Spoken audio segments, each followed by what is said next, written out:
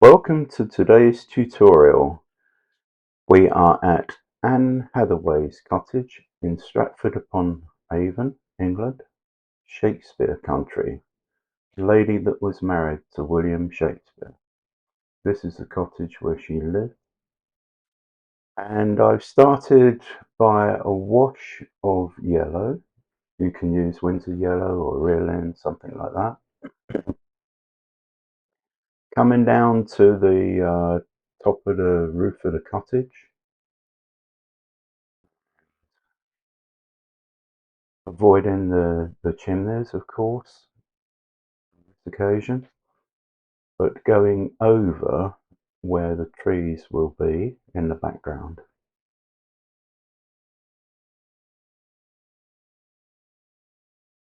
I'm using a fairly large brush, number 12, something like that will do, or you can use a mop brush, but when you get down to the buildings, if you're using a mop brush, you might want to switch to a smaller one for accuracy. So even on those trees on the right, coming right down onto those, because it's just an underpainting. A little bit more accuracy around the chimneys and the roof line. And then we will be going into a wash of Windsor blue for the sky colour, with little indications of clouds occasionally, not too much of that.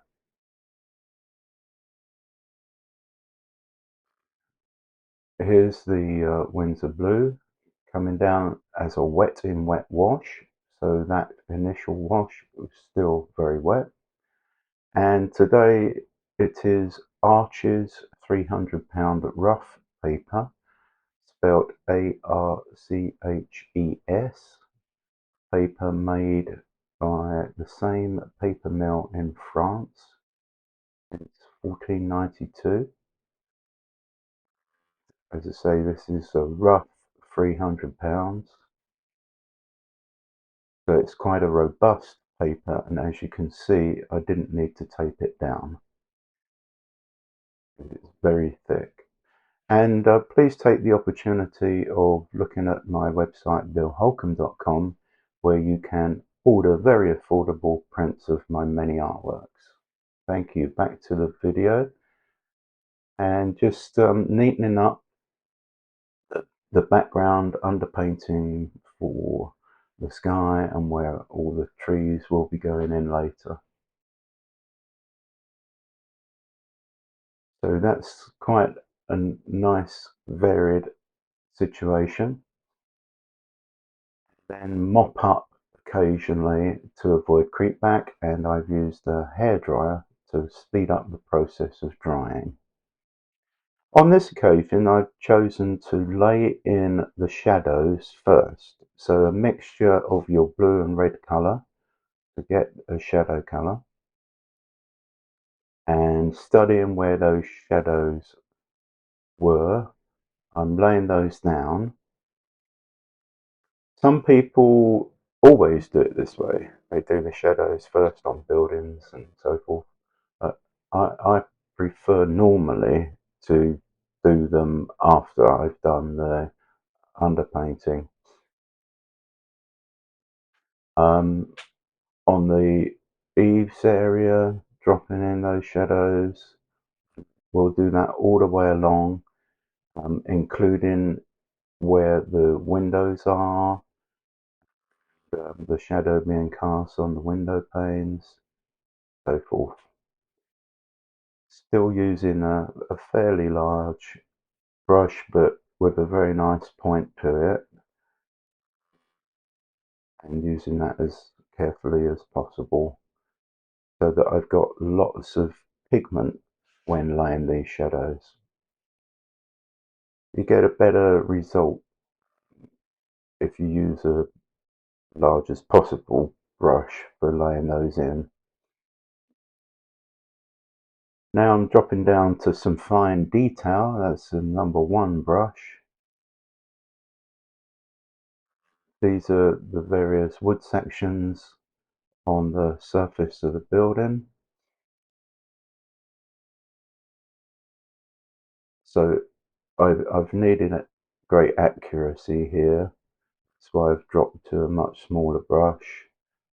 You'll see me paint those in numerous places all over the cottage.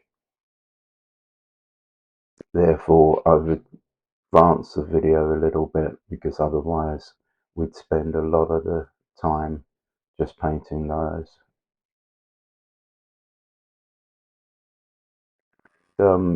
We do mention all the materials for you, including the types of brushes.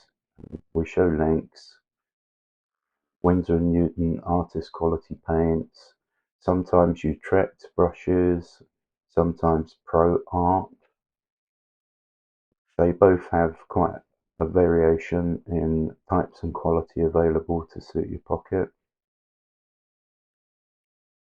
For this occasion, as I mentioned, the Arche paper, but sometimes I'll use the Fabriano 140 pound.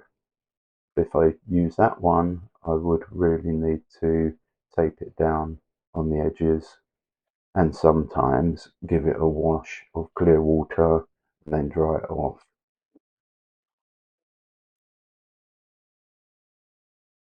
Here and there, I would have noticed that I need to add some extra pencil lines where little windows are and so forth, as I'm doing now, or where a door is, etc.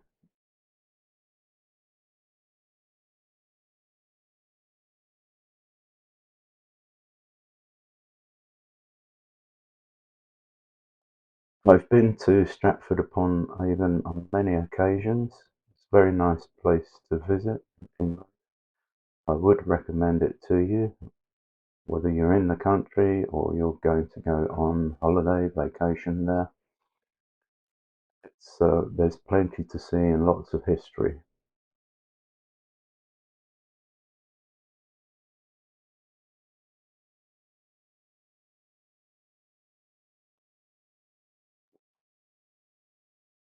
So lots of this going on, but now we've progressed to the roof covering.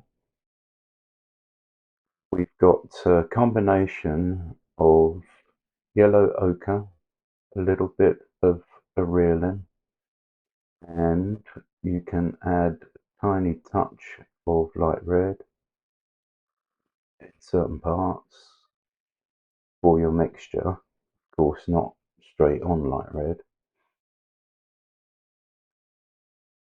I'm using a number 10 Utrecht brush at the moment because I want fairly sizable wash as I'm doing this. So it's loaded with pigment. And once again, the point is quite nice on this, so I can achieve accuracy.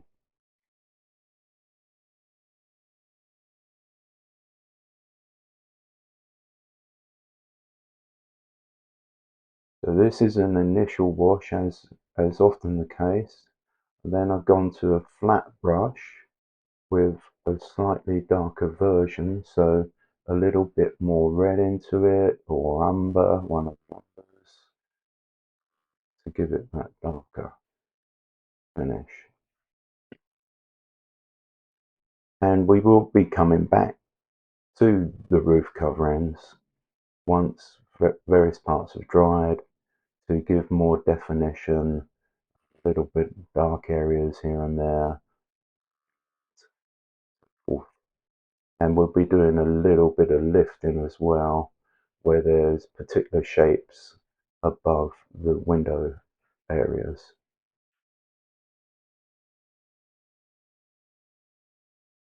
Now, with that smaller brush, use something like a 4 or a 6, painting in some darker lines. So as you can see now, both roofs have been painted in that fashion that we've been mentioning. Gone on to the chimney stack, large brush, so that I can come down in continuous wash.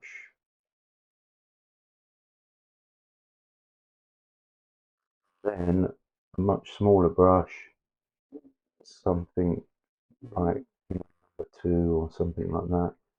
Um, whilst that's wet, so wet in wet,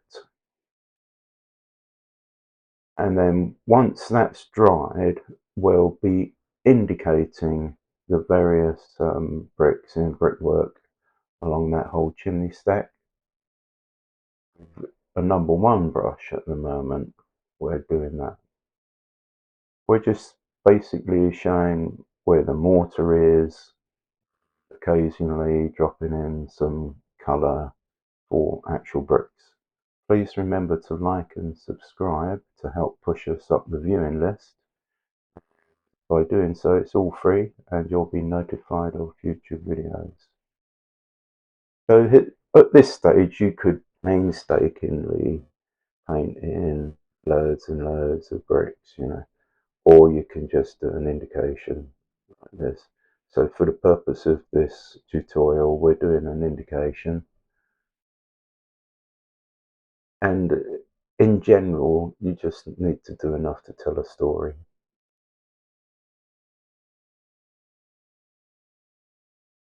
So enough of the cottage has been painted at this stage, although there will be some more detail on the roofs, as I mentioned later. Therefore, we've progressed to the trees. You could do your blue and red colour, so it comes to a brownish colour for the various tree branches. So put those in first, and broken, various shapes. This is where you don't need to meticulously follow what is there, but you do your general shapes for trees. And then using the side brush technique with just pigment and not too much water. So sometimes we refer to that as a dry brush. Of course, it's not completely dry, but there's called dry brush because there's not much water loaded onto the brush. It's a lot of pigment. Keep doing that, and as certain parts dry, you can then drop in some darker pigment. Just scrape that on rather than spending forever trying to paint all the leaves. Some darker here and there. More dark on the left side there because of the direction of the sun.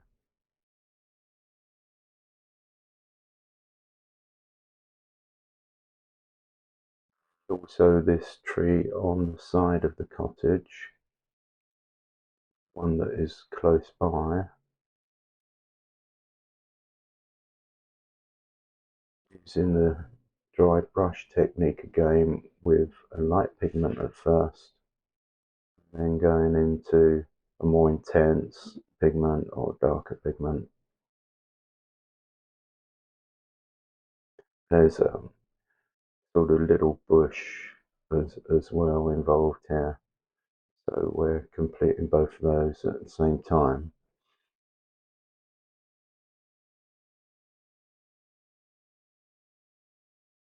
And on this occasion, we're going to draw in some tree limbs. It's now afterwards.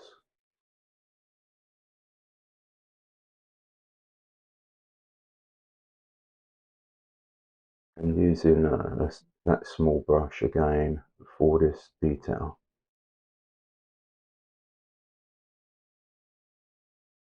So bringing that tree to life with all the indications of the branches and etc. etc.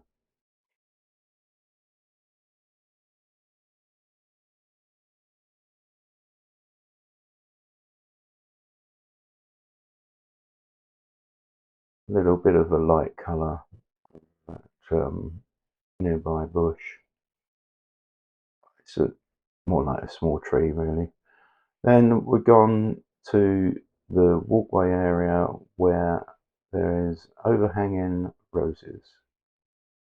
So Scarlet Lake is being used, a reasonably small brush, and varied shapes, because that would be the reality, you know, because they'd be seen at different angles, they're all growing at different angles, they would not be all exactly the same shape.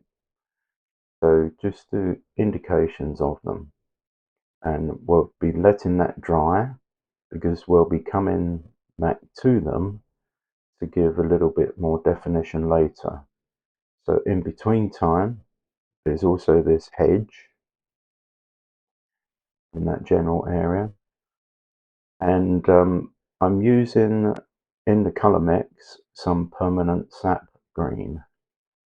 That colour goes a very long way, you don't need much of it, it's very intense.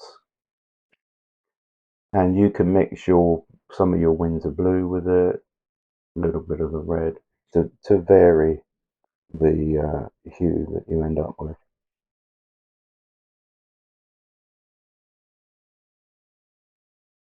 Now where I've left little white bits at the moment,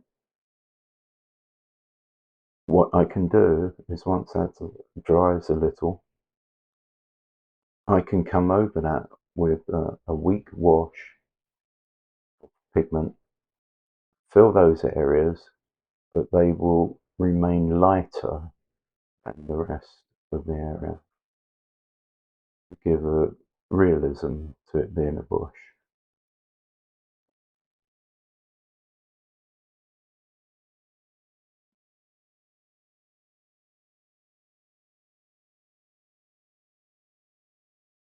Then there's a little bush as well just in front of the cottage.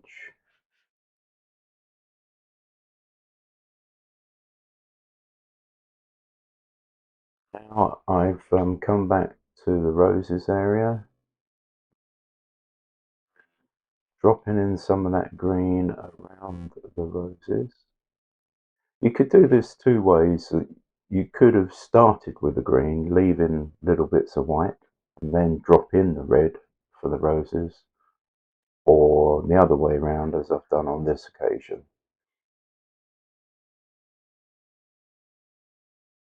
I'm not saying that one approach is better than the other, it's just what you feel like doing. And there's little bits of fencing and trellis and so forth at the front of the garden here, with more foliage, flowers, etc., which will be added in.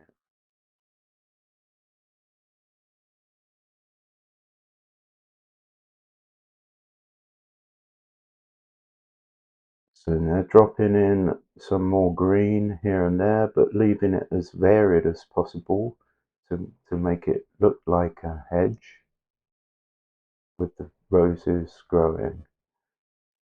And as I mentioned earlier, a little bit more definition and intensity of colour here and there on the roses to bring them much more to life. I wish I could grow roses like that. Anyway, on little flower bed areas, a little bit more interest, and it will be a little bit more colour. So various little growths taking place there, flowers.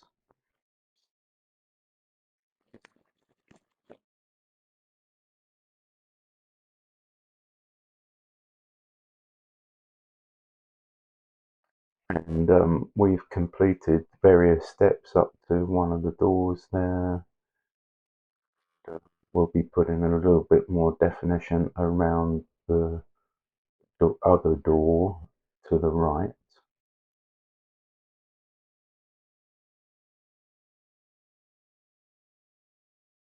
So at this stage of the painting. You've done a lot of work and then you're achieving more definition.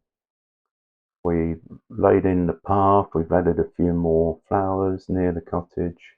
And now we're just doing a simple wash for the grass. We could have done even more flowers at the front, etc., etc., but I think there's enough for this demonstration. I hope you've enjoyed this tutorial. Please remember to like and subscribe, and you'll be notified of future ones. I think it's an interesting one to paint and an easy tutorial to follow. Thanks for watching and see you next time.